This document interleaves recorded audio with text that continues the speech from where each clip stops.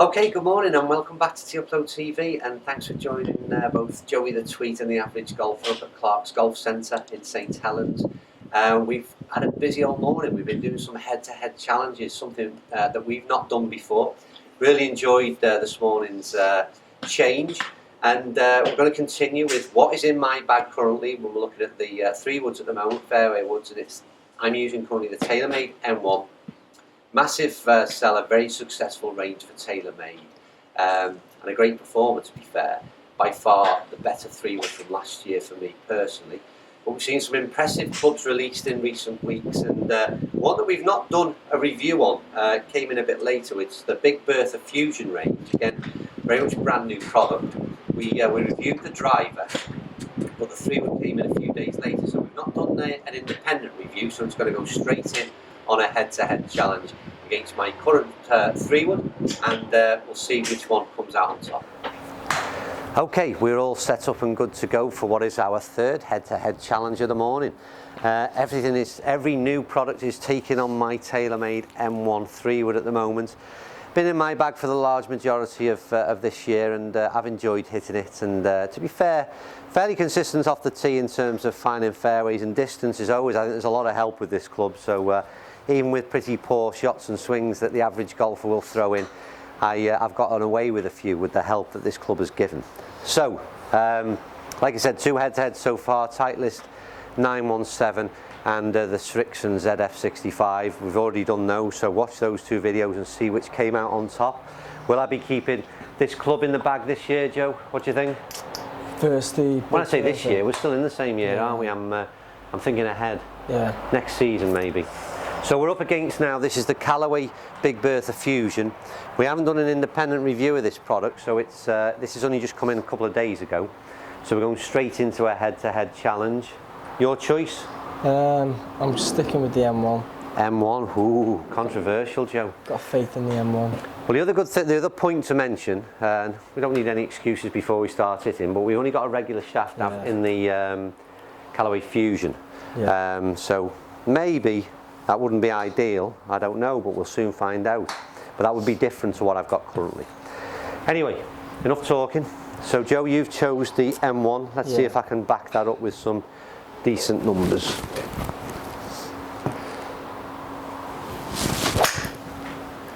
It's a good start, Joe. Yeah, I think it's a good pick. That's a good ball. That is still in the air. That's a huge long carry. Is that coming out in the figures? 249. 249, that's a good gauntlet to be thrown down, first ball of the day. It'll only go downhill for me because by the time I get to ball 8, I've got no energy left. Which is a bit unfair really, isn't it? On the poor Big Bertha. Right, so 249, that's a good start. Oh Joe, that's not bad either. I've just slightly hit that one down the right, it's not drawing back. Although it did come back, it was a long carry. Better swings these. 252. Oh, 249 and 252, Joe. I'll take some beating this. Here we go, last one. 3rd one, not last one. Out the bottom, that was an average golfer swing thrown in there. Definitely landed a lot shorter than the others and was nowhere near out the middle of the club, and no doubt you'll tell me. 217. Yeah, pretty bad one that. Even with the help and assistance of the technology of the M1, it couldn't help me out there. Right, come on. Another good ball, Joe. Yeah. That's 3 out of 4 that are pretty decent, and I'm just watching it out there, long carry. I think that's going to be pretty good as well. Yeah. 250. 253 balls. Dead on line as well. Wow. I knew I bought this club for a reason. Joe. Well, if you watch the other 2 videos, you might question it a little bit. I've swung it better on this little bit of a video. No. I spoke too soon, went and really put a dampener on that, I'm afraid, on the last one, but there you go. Right, load up another 5. And take a second to get a breath. Last one, did you get it? Yeah, 210.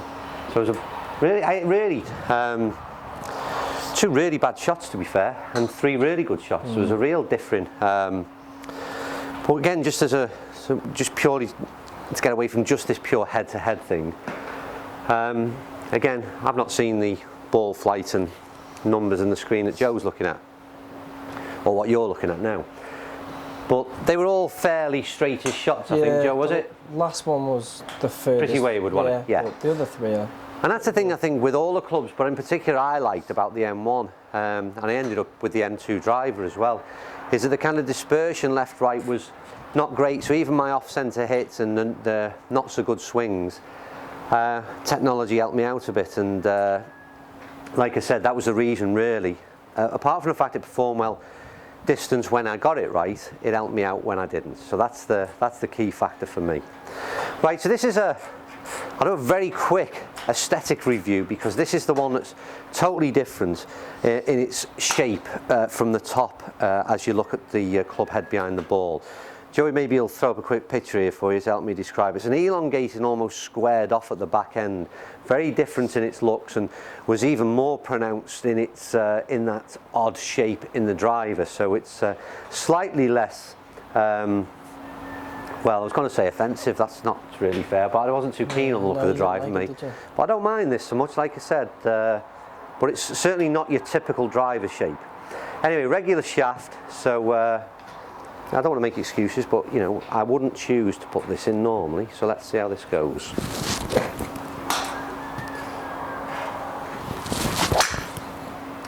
Just feel me turning that one over a little bit, but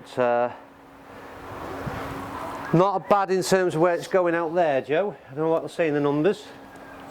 236. 236, which I think, you know, nice shot.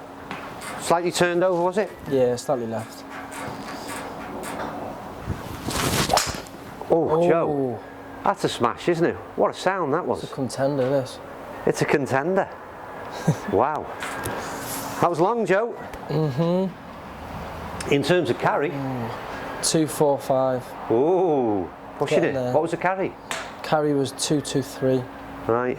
So spin, give me the last one. 3,000. That's not bad, is it? No. All round pretty impressive, that, and don't forget regular shaft in this. So I do like this, I must admit, because I wasn't a great fan of the driver, to be honest with you, and I didn't like it at all. I didn't get any good numbers, but I didn't get any great. I didn't like the looks, like I said. So, but this is altogether on every level a bit different for me. Right, let's try another one. Oh no, that's that regular shaft, Joe, which I've got the tendency to do. That's whipped one out of bounds. I'll have to ignore that one. Yeah. Still went 230. Yeah, but 230 the wrong way, I think. Yeah. Right, let's try again. That's better, Joe. That's it. What I like about this club, just finished watching that one out. Yes, gone on a decent carry again. It's extremely easy to hit, and again, we talk about the new technology. Whoa, go on. 254. It's just took the lead, hasn't it? Just took it by 2 yards, I think. Wow. And it was a decent dig. Yeah. So did you go for the M1? I went for the M1. Oh, yeah. Joe. A bit wrong. Callaway Fusion regular shaft, The regular 254. shaft, that's what put me off. I thought the reg shaft wouldn't work. It's a myth, mate. I know. It's a myth. It's a bit. People are obsessed with low spin rates. Yeah. That What you was should quite... focus on, mate, is bloody, excuse my French, is launch angle. Launch angle, yeah. The spin was quite low on that though. Was it? Yeah. I'm optimising, you see. No leakage. Oh, Joe, there's one to finish. That could be better. I didn't even see it, I just heard it. You won't see it, mate. It's gone that far. That's a big hit. It's a big carry. Yeah. 256. 256. Get it in the bag. Callaway Big Bertha Fusion. I slated the driver a few days ago. Eat my words with the 3-wood, believe me. We have not done, like I said, the independent review of that, but I think we might be doing now. Yeah. That's literally, it's 5 balls off camera in our warm-up, and then the 5 balls live, and apart from one I hit an absolute whip over to the left, I think the other 4 balls were incredibly impressive. The ball flight's incredible. The launch angle, like I said, I don't know. 16 degrees. 16 degrees. So it was, again, they're getting really high. High up there. Very easy to get airborne. It'll be interesting to see what that is like to hit off the deck as well from a tight lie off a fairway. So maybe having a few more swings with this one.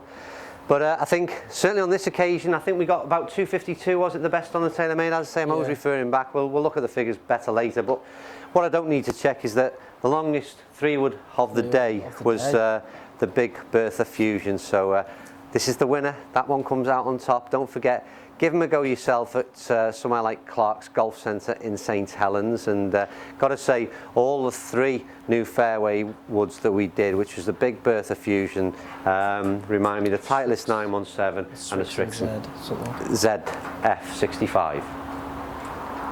They were all really, really impressive. Couldn't argue with any of those, and it's all down to personal choice. So I hope you enjoyed that one. It was a bit different for us, a bit of head-to-head. It was only a bit of fun, so don't take too much from it. And hopefully we'll see you very, very soon on TaylorMade TV.